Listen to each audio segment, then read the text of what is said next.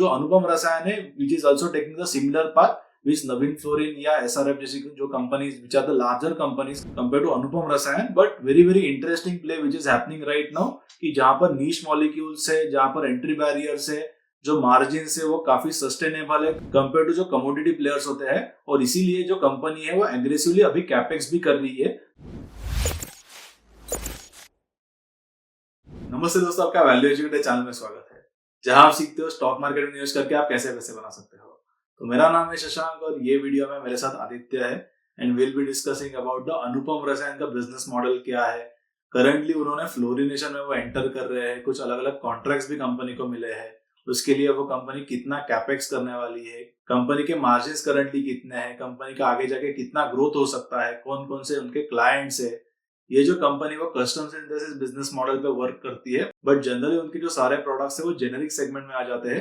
तो ये सारे टॉपिक्स के बारे में हम ये वीडियो में काफी डिटेल में डिस्कस करेंगे, तो जरूर ये जो वीडियो है वो आप कंप्लीट देखिए। एंड वैल्यू एजुकेटर ये चैनल पे मैंने काफी अलग अलग जो केमिकल कंपनीज है उनके बारे में या फार्मास्यूटिकल कंपनीज के बारे में डिटेल वीडियो क्रिएट किए हैं, so don't miss those videos. So Aditya, let's start with the introduction about the company. Anupam Rasayan का बेसिक बिजनेस मॉडल क्या है, and then we'll dig deeper into the other aspects of the businesses. So let's start. So Anupam Rasayan is into the custom synthesis business for almost more than 40 years. So they operate in two business segments. One is the life science specialty chemicals and second is the other specialty chemicals. तो ये life science specialty chemicals के business में they do the custom synthesis। जो products है उनका end use जाता है pharmaceuticals, agrochemicals और personal care ये spaces में। तो एग्रोकेमिकल्स में वो लोग इंटरमीडिएट और एक्टिव इंग्रेडिएंट बनाते हैं और फार्मास्यूटिकल्स में वो लोग की स्टार्टिंग मटेरियल और इंटरमीडिएट्स बनाते हैं, एपीआईज नहीं बनाते। और ये जो पर्सनल केयर है यहाँ पे वो लोग एंटीबैक्टीरियल और यूवी प्रोटेक्शन इंटरमीडिएट्स बनाते हैं। एंड अदर स्पेशलिटी केमिकल्स में बेसिकली प्रोडक्ट कुछ स्पेशलिटी पिगमेंट्स, डाइज या एडिटिव्स वो लोग बनाते हैं। सो कंपनी के जो दो बिजनेस मॉडल है उनको समझने के बाद नाउ लेट्स अंडरस्टैंड अबाउट कि कंपनी उनके कस्टमर्स को कैसे एक्वायर करती है या उनका इसके रिलेटेड क्या स्पेसिफिक बिजनेस मॉडल है। सो आप ये स्लाइड में देख सकते हो कि कस्टमर एक कस्टमर को एक्वायर करने के लिए क्या क्या steps are taken by custom synthesis company. तो similar steps are used by the PI industries and Anupam Rasayan also has to go through this step. So ये पूरा स्टेप का टाइमलाइन कंप्लीट करने के लिए ऑलमोस्ट 15 to 27 मंथ्स लगते हैं और ये जो इंडिविजुअल स्टेप्स का टाइमलाइन है आप इस टेबल में देख सकते हो। तो ऑलमोस्ट 15 to 27 मंथ्स का timeline is required both for the customer as well as for a vendor like Anupam Rasayan. So due to this long winded customer acquisition process there are some entry barriers in this custom synthesis business, so which are customer retention. तो मतलब एक बार अनुपम रसायन ने customer acquire कर लिया तो customer की तरफ से even he will stick with Anupam Rasayan because उसको भी अगर अनुपम रसायन से कॉन्ट्रैक्ट मैन्युफैक्चरिंग नहीं करवाना है तो even he has to look for another vendor and he has to go through that 1.5 to 2.5 years process once again। तो एक कस्टमर रिटेंशन एस्टेब्लिश हो जाता है। सेकंड, फिर इस कस्टम सिंथेसिस के बिजनेस में चाहे मॉलिक्यूल जेनेरिक हो या पेटेंटेड हो, customer audits and approvals लगते हैं and they are quite stringent even for a generic molecule। So that is the second thing। And third is since customer आपके पास आ गया है 1.5 to 2.5 years के पूरे प्रोसेस के बाद, तो आपके पास रहेगा फॉर अ लॉन्ग टर्म। तो एक स्टिकीनेस का एलिमेंट बिल्ड हो जाता है इस बिजनेस में as the switching costs are high for the customer। Right. Just one point I would like to add Aditya, यहाँ पे as you are mentioning about the PI industry, तो pi industry का major जो business model है वो innovator based business model है। वो जो मॉलिक्यूल्स डेवलप करते हैं वो ग्लोबल अलग अलग जो इनोवेटर्स है स्पेसिफिकली इनटू एग्रोकेमिकल इंडस्ट्री उनके लिए करते हैं। रिसेंटली कंपनी ने कुछ एक्विजिशंस किए थे जिसमें वो फार्मास्यूटिकल जो सेगमेंट है इसमें भी एंटर करने वाले हैं। But the main difference between Anupam Rasayan and PI industry is that Anupam Rasayan भी कस्टम सिंथेसिस में है बट उनके जो प्रोडक्ट्स है they are mostly generic products, well PI industry के जो प्रोडक्ट्स है वो मोस्टली जो प्रोडक्ट्स हो गए वो सारे इनोवेटर्स के लिए वो मैन्युफैक्चर करते हैं। तो that is the basic difference between these two companies. So अभी हम अनुपम रसायन के जो क्लाइंट्स है उनको एक बार देख लेते हैं कि अनुपम रसायन किस किस के लिए मैन्युफैक्चरिंग करते हैं, उनका कस्टम सिंथेसिस का जो बिजनेस मॉडल है। तो कस्टम सिंथेसिस के बिजनेस में they supply their products to more than 60 customers in the Indian and foreign markets. So जो कंपनी के एकदम नोटेबल कस्टमर्स है, they are UPL, Syngenta, Adama and Sumitomo chemicals in Japan. So basically company ने जब शुरुआत की थी इसके कस्टम सिंथेसिस बिजनेस की, तो उन्होंने सिंजेंटा को 2010 में ऑनबोर्ड किया था फॉर द फर्स्ट टाइम। फिर उन्होंने 2014 में झागड़िया में उनका जो प्लांट है उसका यूनिट 4 कमीशन किया था, एंड तुरंत उसके बाद उन्होंने सुमितोमो केमिकल्स को ऑनबोर्ड किया था as their customer. And finally in FY22 they have onboarded Adama as their client। तो ये बेसिकली 4 मेन कस्टमर्स है कंपनी के। तो तो अभी कस्टमर इंक्रीज की बात करें तो they have increase their customers over time. तो during the period of FY18 to FY22 they increased their customers from 53 to 68। तो ये जो 15 कस्टमर्स ऐड हुए during FY18 to FY22, 10 customers were MNC customers and 5 were from the domestic market। Also company ने consistently products commercialise किए, मतलब दे kept on commercializing new products for their custom synthesis business। तो FY18 to FY22 के period में the products commercialized increased from 25 in FY18 to 48 in FY22। तो ये जो 23 products add हुए, तो 6 products belong to the other specialty chemicals and the 17 products belong to the life science specialty chemicals जहाँ पे वो लोग custom synthesis करते हैं। FY22 में 68 कस्टमर्स थे और FY23 में भी 71 हो गए। तो 3 न्यू कस्टमर्स ऑनबोर्ड किए फॉर FY23। तो out of the total 71 customers in FY23, 27 are global MNC customers. तो अभी कंपनी कस्टमर्स के साथ बिजनेस कैसे करती है उसको अच्छे से समझते हैं पहले। तो ये जो कस्टम सिंथेसिस के इनके कॉन्ट्रैक्ट्स होते हैं 2 से 5 साल के होते हैं बेसिकली, और उसमें 1 साल का क्लॉज रहता है ऑटो रिन्यूअल का। ओके। तो बिफोर, मतलब अभी उन्होंने थोड़े चेंजेस किए। पहले क्या होता था कि ये कस्टम सिंथेसिस के जो इनके कॉन्ट्रैक्ट्स होते थे, दे had a fixed price model जो 1 साल के लिए फिक्स्ड प्राइस रहता था। एंड ये फिक्स्ड प्राइस मॉडल के चक्कर में वो लोग रॉ मटेरियल्स का इन्वेंट्री बल्क में पहले ही बाय करके रख लेते थे। तो due to this they had a high inventory days, जो आप ये चार्ट में देख सकते हो। और इसी वजह से उनका जो वर्किंग कैपिटल है वो भी स्ट्रेच हो जाता है। तो that is one negative part about this business, but if they can reduce on the inventory days going forward, तो ये बिजनेस अच्छा है, कैश भी जनरेट कर सकता है आगे जाके, और उनके जो इन्वेंट्री डेज या जो वर्किंग कैपिटल साइकिल है या कैश कन्वर्जन साइकिल है वो भी आगे जाके थोड़ा इंप्रूव हो सकता है। तो इसके बारे में मैनेजमेंट ने कुछ गाइडेंस दिया है कि Aditya, how they going to fund the inventory या how they can reduce the number of inventory days going ahead. So अभी उन्होंने प्राइसिंग मॉडल थोड़ा चेंज किया, मतलब जो एनुअल प्राइसिंग था पहले, they have shifted to semi annual pricing। Okay। तो इसके चलते उन्होंने जो उनके existing और new contracts है, they are trying to shift it to the semi annual pricing model, and almost अभी 60 to 70% उनके contracted revenues are coming via the semi annual pricing model। और इसी वजह से I think compare to FY22 FY23 में जो inventory days है वो थोड़े कम हुए हैं यहाँ पर। And going forward probably it can reduce further. हाँ, तो मैनेजमेंट ने अभी Q4 के कॉन्कॉल में गाइडेंस दिया है कि they plan to bring the inventory days down to 200 in the next 3 to 6 quarters। Okay। तो ये कस्टम सिंथेसिस के बिजनेस में if you have to get the business from a MNC client, you need to show a low China dependency। Okay। तो company has less than 10% dependence on China for their imports। They are mostly backward integrated for all of their products। ये custom synthesis के business में company जो भी project लेती है, they ensure that it has a minimum 20% EBITDA margin. So जैसे कि हम यहाँ पर देख सकते हैं कि कंपनी ने उनके जो EBITDA मार्जिन है वो कंसिस्टेंटली काफी समय के लिए मेंटेन किए है, अराउंड 20% के आसपास या उससे भी ज्यादा।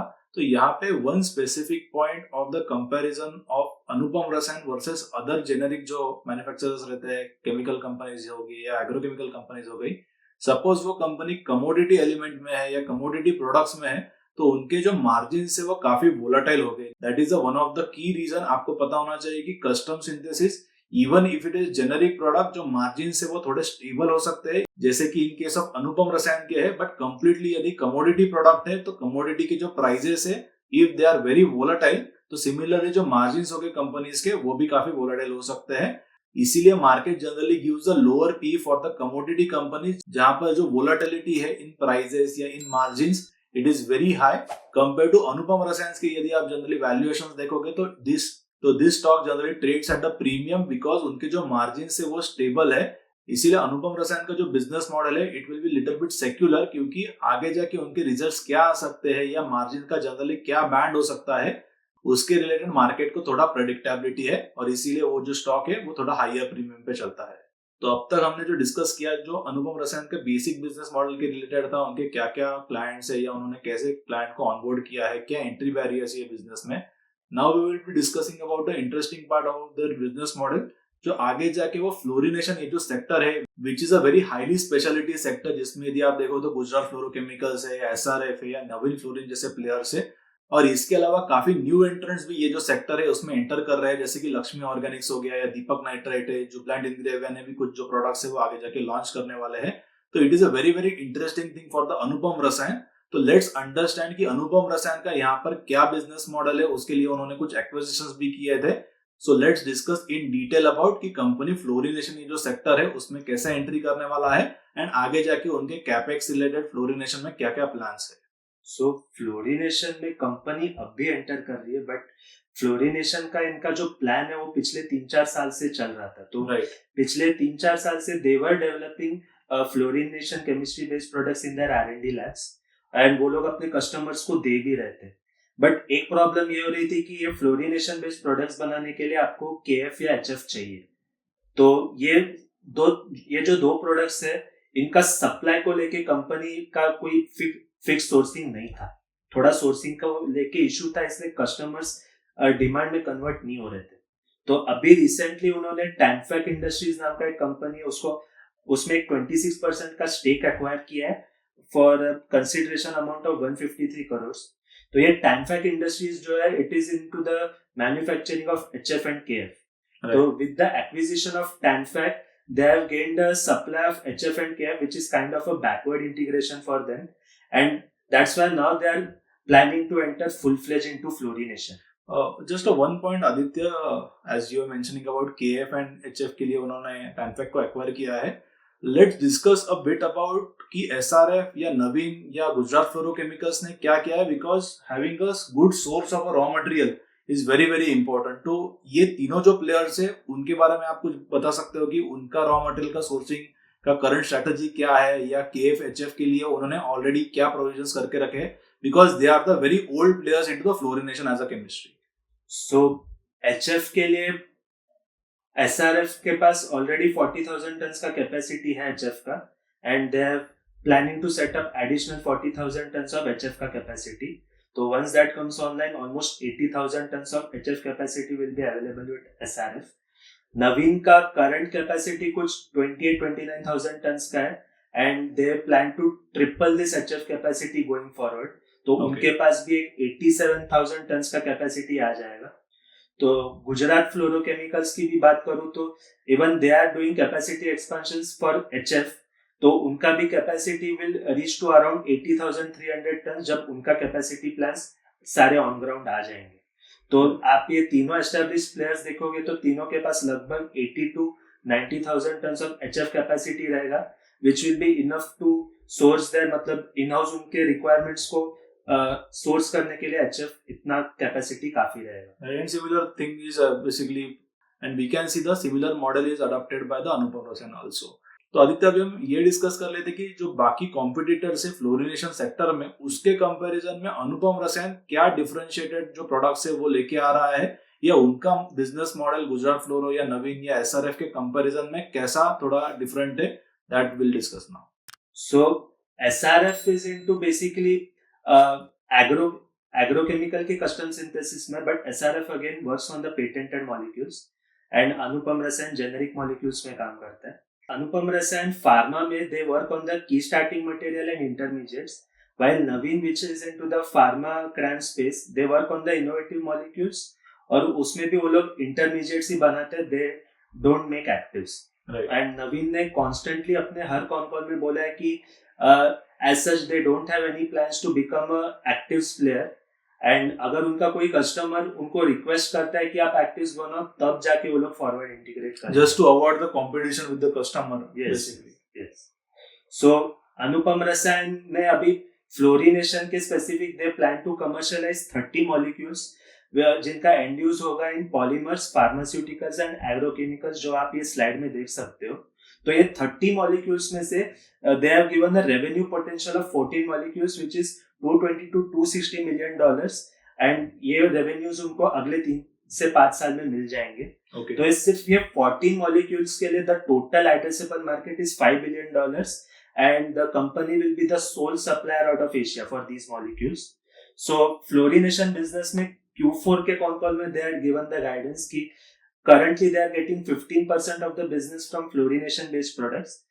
कंपनी का प्लान है कि the fluorination business to make it a sizable business, मतलब उन्होंने FY23 में कुछ 1100-1200 करोड़ के रेवेन्यूज किए थे, तो ऑलमोस्ट उतना ही रेवेन्यूज वो लोग फ्लोरिनेशन बिजनेस से लेके आना चाहते हैं going forward. Okay. So the company expects the contribution from fluorination business to increase to 20% in FY24, and by FY27 they plan to get 30% from the fluorination business. So this is, I think, quite a concrete plan by Anupam Rasayan to enter this fluorination business. So fluorination के बारे में discuss करने के बाद let's now understand कि companies ने currently क्या क्या एलओएस साइन किए हैं, उसकी टोटल अमाउंट कितनी है, और ये एलओएस के लिए उनके कौन कौन से कस्टमर्स है, क्या वो इंडियन कस्टमर्स है या आउट ऑफ इंडियन कस्टमर्स है, फॉरेन कस्टमर्स है या एमएनसी कंपनीज है, एंड आगे जाके कंपनी को क्या रेवेन्यू का विजिबिलिटी ये एलओएस से मिला है। LOIs and contracts which are signed by the company, you can see this in the table. तो ये Q4 FY22 तक उनका LOIs and contracts का order book was some 2600 crores, and इसके सिर्फ इसके पर्टिकुलर में they have commercialized, मतलब Q3 FY23 में 50 प्रोडक्ट्स में से they commercialize one product under the LOI. फिर इसी LOI से they have got 75 to 80 crores from in the 9-month FY23 period, and they plan to get 475 crores of the revenues by FY25, ये Q4 FY22 तक जो contract sign हुए वो। फिर अभी Q4 FY23 से Q1 FY24 में they signed 3 new contracts. Right. So the first contract is with a Japanese company which is a 984 crores का contract for a period of 6 years. The molecule under this agreement will be an agroactive, और जिसको technical भी बोलते हैं, and this will be used for the fluorination chemistry. फिर second LOI they have signed with a Japanese MNC, तो $182 million और 1500 crores का contract है for 7 years.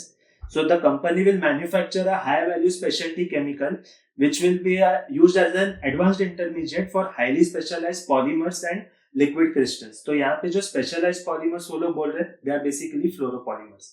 Okay. So the LOI is in again line with the company's strategy of expansion in the fluoropolymers and electronic segments, and they are manufacturing high value molecules to move up the value chain. तीसरा contract sign किया एक American MNC के साथ, जो 380 करोड़ का contract है for the 5 years, and under this contract they will manufacture an advanced intermediate which is again a niche fluorinated molecule.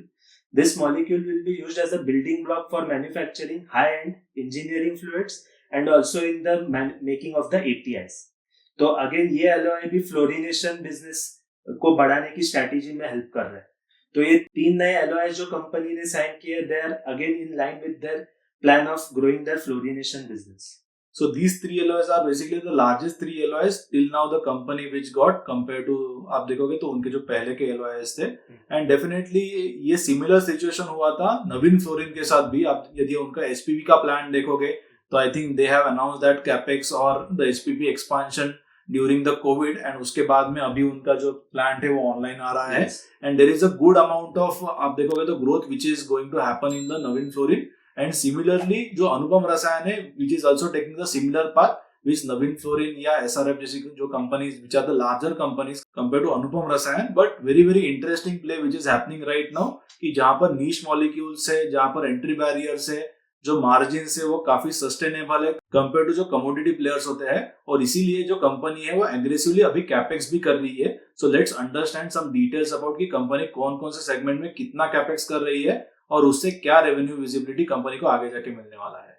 So capex से बात करने से पहले जो 3 नए LOI साइन किए, तो ऑर्डर बुक जो 2600 करोड़ का था वो ऑलमोस्ट अभी 5500 करोड़ का ऑर्डर बुक हो गया है. एंड आप कॉन्ट्रैक्ट्स का एवरेज देखोगे तो एवरेज 5 इयर्स का टेन्योर है. सो देखा जाए तो 5,500 करोड़ का ऑर्डर बुक है एंड 5 साल का एवरेज कॉन्ट्रैक्ट तो they have the good amount of visibility for उतना विजिबिलिटी इस LOI से है, राइट। तो now will come to the capex plan. तो कंपनी ने FY23 में they have incurred a capex of 64 crores and in FY24 they plan to incur 350 to 400 crores। तो ये जो केपेक्स ये लोग इनकर कर रहे हैं, it is part of their total capex plan of 670 crores which they plan to spend in between FY23 to FY25। तो FY23 to FY25 में जो 670 crores का केपेक्स है, तो 250 crores of capex will be used to support the LOIs which the companies have signed। तो 250 crores का capex जब उन्होंने अनाउंस किया था, तब ये 3 नए LOIs साइन नहीं हुए थे। It was for the LOIs signed till Q4 FY22। तो भी रिसेंट कॉल में कंपनी ने बोला है कि ये जो 3 नए LOIs साइन किए, उनके लिए कोई इंक्रीमेंटल या एडिशनल कैपेक्स कंपनी को करने की जरूरत नहीं है। ये 250 करोड़ का capex will be enough to support those LOIs। फिर सेकंड केपेक्स आते हैं फॉर द फ्लोरिनेशन, जहाँ पे उन्होंने 420 करोड़ का केपेक्स किया है। तो 190 करोड़ का capex will come at Sachin unit and 230 crore का capex will come at Jhagadia. तो देखा जाए तो it is a brownfield capex, क्योंकि उनकी एग्जिस्टिंग फैसिलिटी सचिन और झागड़िया में ही है, वहीं पे वो लोग केपेक्स कर रहे हैं। तो ये पूरे कैपेक्स से they are expecting a asset turns of 1.75x, incremental ROC of more than 20%। तो उनका एक गाइडेंस ये है कि 2 साल में इसका कमिश्निंग होगा and once this capex is commission, 2 साल लगेंगे इनको रैंप अप करने के लिए। और ये जो केपेक्स है, it will be mostly funded by the QIP and internal accruals of the company.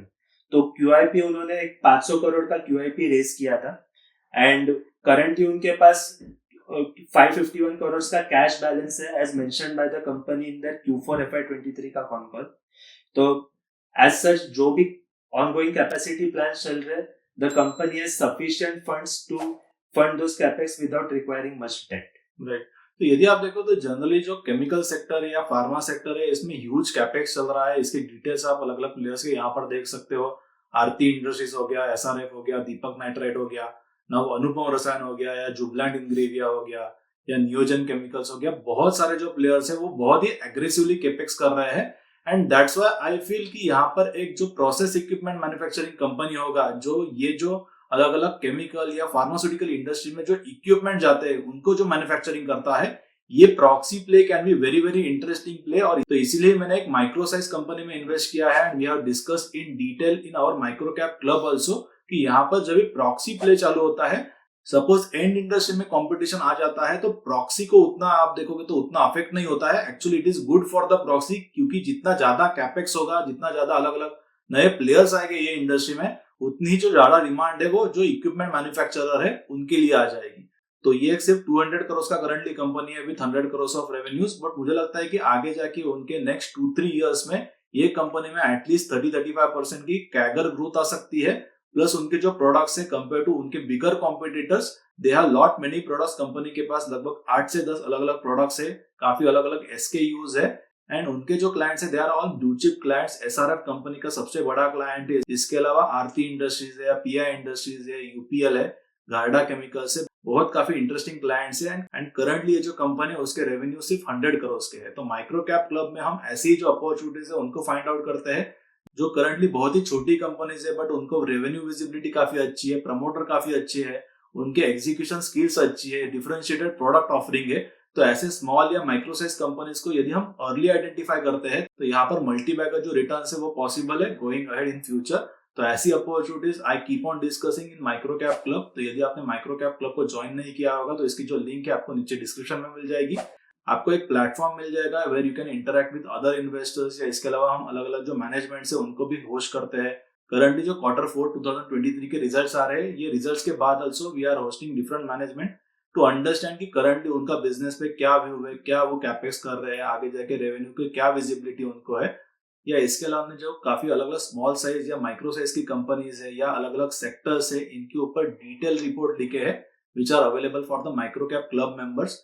And very soon we will be planning our micro cap club की फर्स्ट फिजिकल मीट, जहां पर we will be doing the various discussion on our micro cap club and काफी अलग अलग ideas के बारे में will be discussing in this first physical meet. तो यदि आपने अब तक माइक्रोकैप क्लब को ज्वाइन नहीं किया होगा तो इसको जरूर ज्वाइन कर लीजिए। इसकी जो लिंक है आपको नीचे डिस्क्रिप्शन में मिल जाएगी और वेबसाइट पे आप सारे उसके जो डिटेल्स है वो चेक कर सकते हो। इसके रिलेटेड मैंने एक सेपरेट वीडियो भी क्रिएट किया है, इसकी भी जो लिंक है आपको नीचे डिस्क्रिप्शन में मिल जाएगी, या आप ये जो वीडियो है वो यूट्यूब पे देख सकते हो। तो अनुपम रसायन का ये डिटेल वीडियो आपको कैसे लगा जरूर आप मुझे नीचे कमेंट में लिख के बताइए, और जरूर ये वीडियो को लाइक कीजिए, मेरे चैनल को सब्सक्राइब कीजिए और बेल आइकन पे क्लिक कीजिए ताकि ऐसे जो वीडियोस है आपको आगे जाके भी मिलते रहे। एंड ऐसे ही इंटरेस्टिंग इन डिटेल वीडियो देखने के लिए हर सैटरडे को 11 o'clock को I post videos on the YouTube, तो जरूर ये जो वीडियोस है वो मिस मत कीजिए।